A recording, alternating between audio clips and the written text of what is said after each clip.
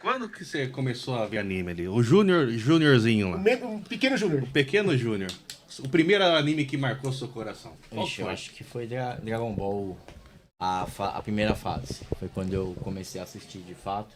Peguei toda aquela época da manchete, peguei. Mas acho que Dragon Ball sempre foi uma das minhas paixões, né? Até tanto que quem me conhece, assim, mais do fundo ali, sabe que eu fui até fanzineiro, fiz um fanzine que fez bastante sucesso. Foi o Dragon Ball Milênio. Então, Dragon Ball sempre teve ali no meu coração. E foi um dos motivos que a editora surgiu, né? Porque na época eu não pensava em abrir uma editora naquele momento. Mas acabou, as coisas acabaram me levando pra abertura da editora. É pra eu contar todo o caminho ou... Não, é isso mesmo. Agora É. eu quero saber até quando surgiu o New Pop. Todo... Mas deixa eu te perguntar um negócio do fanzine. Como é que foi esse rolê do fanzine? Naquela época ainda que tudo era mato. Foi bem simples, não foi difícil. Eu e alguns amigos gostavam. Eu não desenho, tá? Eu sou péssimo pra desenhar. Ah, achei que você desenhava. Não, desenho não é meu. Daí a gente resolveu, a gente tinha um site de Dragon Ball, que era Dragon Ball Millennium, e era aquela coisa, antigamente os sites de anime, hoje eu não sei como é que eu não frequento mais sites de séries em si, né? Mas naquela época era como se fosse uma enciclopédia mesmo, tinha de tudo, era Dragon Ball, todas as esferas, todos os pedidos, Ficha dos ficha de personagens, tudo que você imaginar. Quantas vezes o Mestre Kami viu alguma coisa da Bulma, e ia tudo. E daí nessa época começou aquela questão do Dragon Ball AF, né? Começou pesada aquela coisa do Dragon Ball AF. E em meio a isso a gente acabou criando uma continuação na nossa cabeça de como seria uma continuação de Dragon Ball. E acabou que fez sucesso, deu super certo e eu resolvi fazer um fanzine. Daí por conta deste fanzine, eu tava em casa, jovem ainda, tinha passado um curso de turismo, né? Eu ia ser... Nossa, turismólogo. Hotelaria. Ia trabalhar em hotelaria, já tava pra começar num hotel ali da Paulista. Tudo esquematizado já. Daí teve um dia, do nada, me ligaram em casa e falaram, gostaria de falar com o Júnior? Desconfiado, sou eu. Aqui é o Antero Leivas. Infelizmente eu perdi o contato com o Antero, então eu não sei como andam as coisas hoje. Eu sou editor da revista Comics, trabalho para a editora Scala. A gente gostaria de que você viesse aqui no estúdio para conversar com a gente. Daí eu achei que era mentira. Daí ele falou, acho que você não tá acreditando muito, né? Você tem uma banca aí perto da sua casa? Tem. Então vai na banca, compra essa revista, Comics. Eu te dou o dinheiro depois para te reembolsar. Você vai ver meu nome lá, que eu sou o editor da revista. Aí realmente eu fui, comprei. Caramba. Daí ele me ligou um pouquinho depois e daí a gente combinou, eu fui lá pra editora. Daí fui lá e foi meu primeiro emprego lá. Trabalhei no estúdio da editora Scala, né? Porque a Scala tinha diversos estúdios, né? Então, cada estúdio fazia um apanhado de revistas para a editora Scala. Mais ou menos como a Mitos trabalhou para Panini por alguns tempos, sabe? Então, fazia toda a parte... Só entregava o produto pronto para a Scala e a Scala rodava. E nesse meio tempo, o boom dos animes estava em alta aí naquela época de manchete, de algumas coisas na Globo e tudo mais. E eu realmente... Eu gostava muito de anime, então eu era uma maquininha para escrever. Então, eu sentava ali e fazia uma revista inteira. Então, e não tinha internet muito ainda, então era muito conhecimento dos mangás que eu tinha. Gringos, internet, se achavam as coisas, mas era mais difícil. Revista japonesa, que a gente tinha uns contatos que traduziam. E fui fazendo as revistas. Então, daí demorou um tempo depois eu fui fazendo outras revistas para o estúdio. Daí eu virei editor, né? Eu deixei de ser redator e virei editor. Daí um pouco tempo depois eu virei editor da Comics, da Animedô, da Animedô 2000, da Comics, Nossa, Comics Animedô. Milênio, Desenho Public Mangá. Daí o ponto alto, eu acho que do meu começo ali foi a Neo Tóquio, que até hoje é considerada uma das principais revistas do segmento, que tinha uma pegada bem diferente.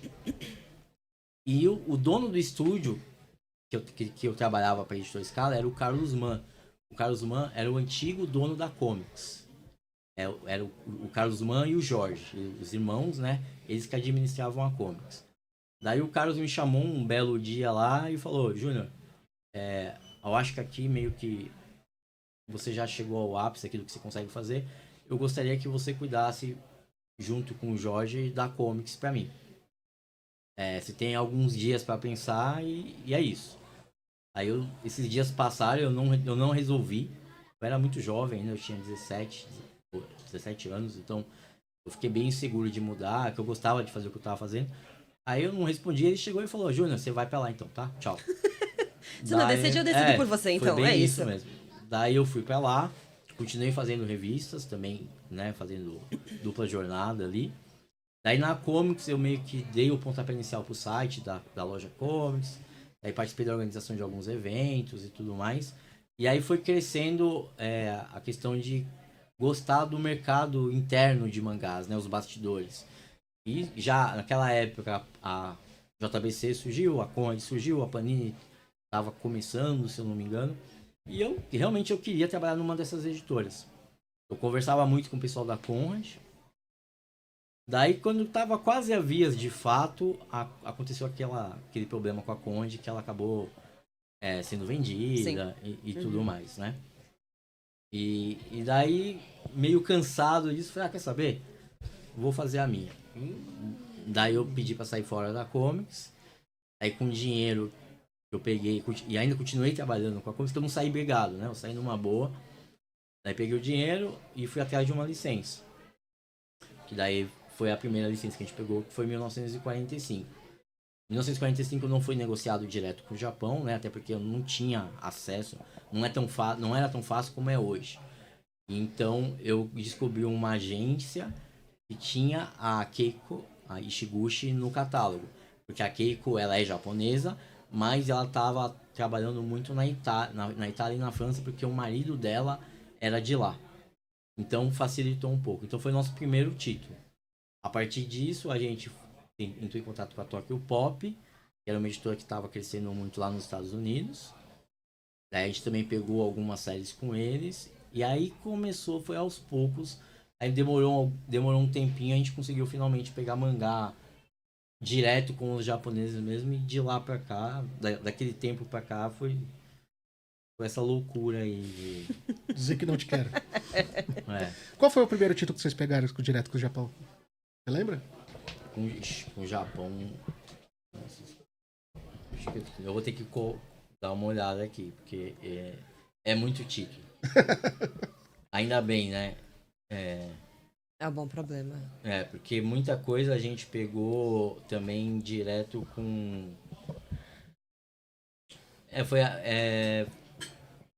Foi os da Gentosha. Da Gentosha. Gentosha, que foi Um Litro de Lágrimas, o Alamen. Oh. Né? Esse litro de lágrimas aí já chegou muito bem, pelo que eu me lembro ali, né? Um Litro de Lágrimas. É que assim, se você falar foi muito bem, pra aquela época foi. Isso, pra aquela época. Foi muito bom. Tanto que a gente já reimprimiu ele diversas vezes, a gente vai reimprimir novamente agora, porque agora a editora também tá num outro patamar, né? Eu sempre falo isso bastante. Tem muitos títulos que a gente lançou anos atrás, que a gente acredita que se a gente lançasse agora, faria O próprio 1945 foi uma prova disso, né? Foi nosso primeiro título, daí depois de um certo tempo esgotou, mas é uma tiragem ali tímida, né? Aí ele veio agora há pouco tempo comemorando os 15 anos da editora, não sei, acho que foi 15 anos. Uma tiragem 4 vezes maior. Ele esgotou e já esgotou e foi reimpresso de novo. Caramba. Então, hoje em dia, a gente tem um alcance muito, muito maior do que a gente tinha antes. E, então, tem certas séries que a gente vai relançar num formato novo. Agora mesmo, a gente está relançando o Kimba, né? Os do Tezuka. Vamos relançar alguns outros títulos do Tezuka no formato diferenciado. O mercado mudou, né? Também. Então, o mercado para o público adulto está mais... Tem mais espaço agora. Tem mais espaço. Tem mais espaço. Agora a gente sabe exatamente onde cada coisa se encaixa. Então, a gente tem um norte melhor ali para trabalhar, né? Então... que eu acho que uma dificuldade ali do começo da New Pop é que você sempre apostou na pluralidade. Então, você sempre pegava gêneros diferentes. Aí você não tinha a métrica, né, de cada um desses públicos. Então, era meio que Pluralizado. é, Pulverizado, na verdade. pulverizado ali. Como você, agora, hoje você já tem os dados de toda a galera. É mais assertivo daí, né? Lançar uma obra. Você acaba tendo mais números para trabalhar. Mas mesmo naquela época, no começo, a gente não conseguia ainda fazer uma editora tão plural como a gente gostaria, né? Se você parar para pensar nos títulos que começaram, não tinha também essa pluralidade toda. Tinham títulos diferentes que outras editoras provavelmente não apostariam, mas eram títulos que a gente ainda não tinha o alcance que a gente tem, e nem os próprios títulos eram tão famosos como, tirando um ou outro, que eram títulos interessantes, o próprio Tezuka, o próprio Um Litro de Lágrima, que você conseguia trabalhar melhor. Tinha títulos que não eram, assim, não era, meu Deus, todo mundo está esperando esse título. Mas era justamente um diferencial que a gente tinha. Tinha títulos como El Alamein, o próprio Hollow Fields, o próprio Tarot Café, que são títulos que a galera não é que a galera pedia porque tinha anime, diferente das outras editoras que já estavam, que fizeram inícios certeiros, né? Sakura Card Captors, Samurai X, Você arriscou mais. Dragon Ball, né? Então a gente vinha com um catálogo diferente, mas que foi muito bem aceito porque a gente também percebeu que o público estava aberto a ter experiências novas, né? Então isso foi um diferencial da editora e isso sempre foi uma vantagem e uma qualidade que a gente teve no mercado, né? Eu sempre falo assim, a vantagem de ser uma editora, como eu falo, compacta, né? É que o nosso poder de decisão é rápido, né? A gente pode tomar decisões um pouco mais rápidas do que grandes conglomerados que precisa passar por um monte de etapa antes de alguma coisa acontecer. Então, prova disso mesmo foi na pandemia, que a gente teve ações muito rápidas, enquanto editoras ficaram meses sem lançar nada. E também os acertos dos gêneros que a gente tem, né? A gente começou com os webtoons, começou com as light novels, começou com os BLs. E uma coisa, a vantagem de se começar antes certas coisas, além de você apostar bem, você escolhe títulos que você as referências daquele gênero, né?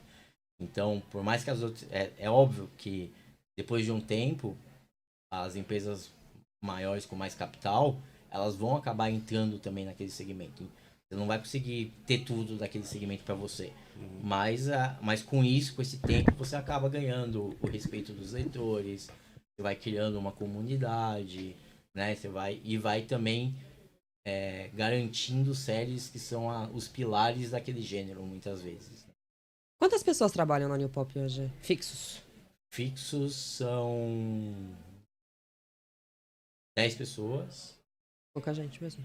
E daí os freelas tem bastante, né? Tem muito tradutor, tem alguns diagramadores, alguns revisores. Então, mas a equipe é pequena e é uma dificuldade que a gente também acaba enfrentando pro número de lançamentos, né? Então, quando a gente aumentou muito o número de lançamentos, principalmente no ano passado, fica meio cansativo para a equipe, né? Porque é muita coisa a se ver dentro de um prazo, né, de trabalho, né? Ano passado vocês lançaram que eram... Eu tô tentando lembrar daquela pesquisa do... Caramba, velho.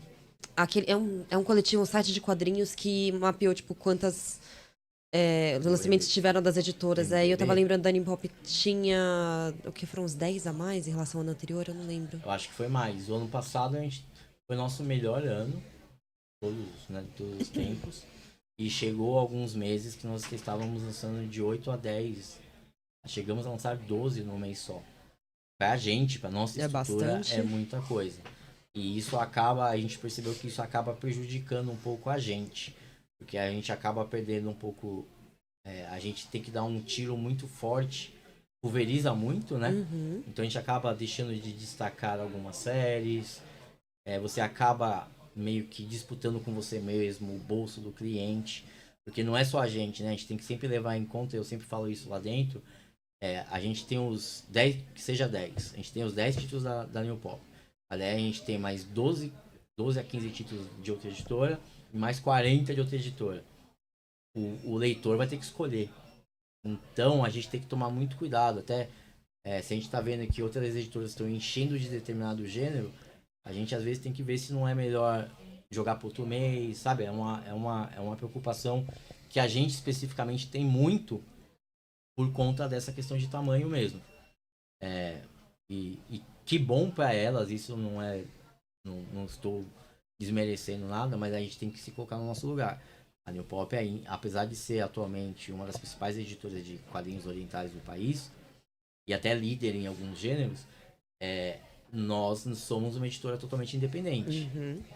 Então a gente, toda a movimentação, tudo que a gente faz é realmente com o giro da editora. Então essa é uma preocupação que a gente tem todo dia lá e que dá muita dor de cabeça.